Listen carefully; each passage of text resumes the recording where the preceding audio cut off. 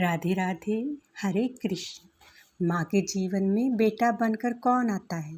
शास्त्रों में कहा गया है, पुत्र भाग्य से नहीं कर्मों के गहरे बंधन से जन्म लेता है।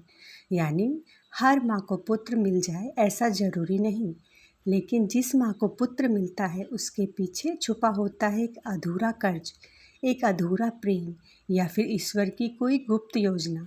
पर क्या आपने कभी सोचा है कि आपकी गोद में खेल रहा वह छोटा बच्चा आखिर कौन है? क्या वह सिर्फ आपका बेटा है, या पिछले जन्म का कोई रिश्ता जो आज फिर लौट आया है? आज की इस गहन और रहस्यमय चर्चा में हम जानेंगे कि एक माँ के जीवन में पुत्र का वास्तविक अर्थ क्या है। इस वीडियो को अंत तक जरूर देखें, क्योंकि अंत में हम आपको गरुड़ पुराण से जुड़ा एक ऐसा रहस्य बताएंगे जो आपके पुत्र के प्रति नज़रिया हमेशा के लिए बदल देगा। सनातन धर्म में पुत्र शब्द का अर्थ सिर्फ बेटा नहीं होता। पू का अर्थ है नरक और त्रय का अर्थ है बचाने वाला। यानी पुत्र वह है जो अपने माता पिता को नरक से बचाता है।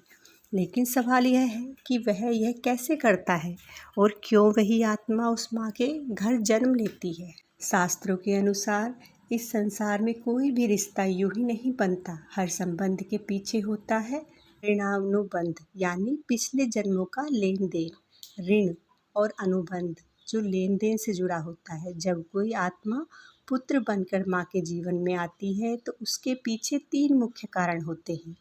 एक, अधूरा कर्ज चुकाने के लिए। कभी कभी पिछले जन्म में माँ और उस आत्मा के बीच कोई कर्ज बाकी रह जाता है।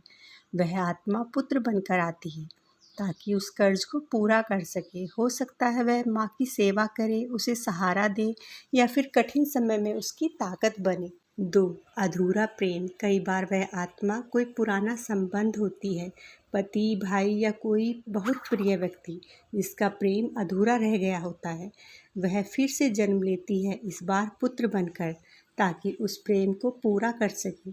3, कर्मों का फल, परीक्षा या पुरस्कार। गरुड़ पुराण के अनुसार पुत्र कभी कभी पुरस्कार भी होता है और कभी परीक्षा भी। अगर माँ ने पिछले जन्म में अच्छे कर्म किए तो उसे एक संस्कारी, आज्ञाकारी पुत्र मिलता है। लेकिन अगर कर्म अधूरे या नकारात्मक हैं तो वही पुत्र जीवन में संघर्ष और सीख बनकर आता है। माँ और पुत्र का अद्भुत संबंध। एक माँ और पुत्र का रिश्ता इस दुनिया के सबसे गहरे रिश्तों में से एक है। जब एक माँ अपने पुत्र को जन्म देती है तो सिर्फ शरीर नहीं बनता, एक आत्मिक बंधन बनता है। शास्त्र कहते हैं माँ अपने पुत्र को जन्म देती है, एक आत्मिक बंधन बनता है। शास्त्र कहते हैं माँ के हृदय का एक अंश पुत्र के रूप में बाहर आ जाता है। यही कारण है कि माँ अपने पुत्र का दर्द बिना बोले समझ जाती है।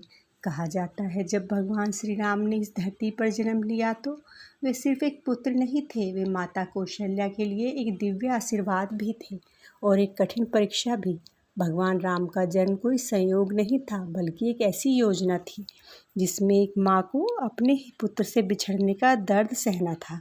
वनवास के समय माता कौशल्या का हृदय टूट गया था, लेकिन फिर भी उन्होंने अपने पुत्र को रोका नहीं, क्योंकि उनके लिए ममता से ऊपर धर्म था।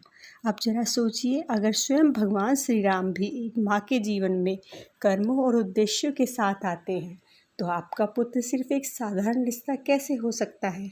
यही एक सच्ची माँ का कर्तव्य है, पुत्र को केवल जन्म देना नहीं बल्कि उसे सही और धर्म के मार्ग पर चलाना।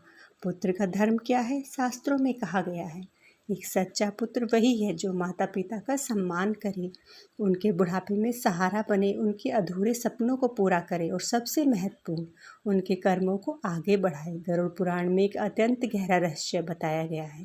जब माता पिता की मृत्यु होती है तो उनकी आत्मा की शांति के लिए पुत्र द्वारा किए गए कर्म, श्राद्ध, तर्पण बहुत महत्वपूर्ण होते हैं। ऐसा कहा जाता है यदि पुत्र सच्चे मन से यह कर्म करता है तो वह अपने माता पिता को मोक्ष के मार्ग पर आगे बढ़ाता है। इसीलिए पुत्र को मोक्ष का द्वार भी कहा गया है।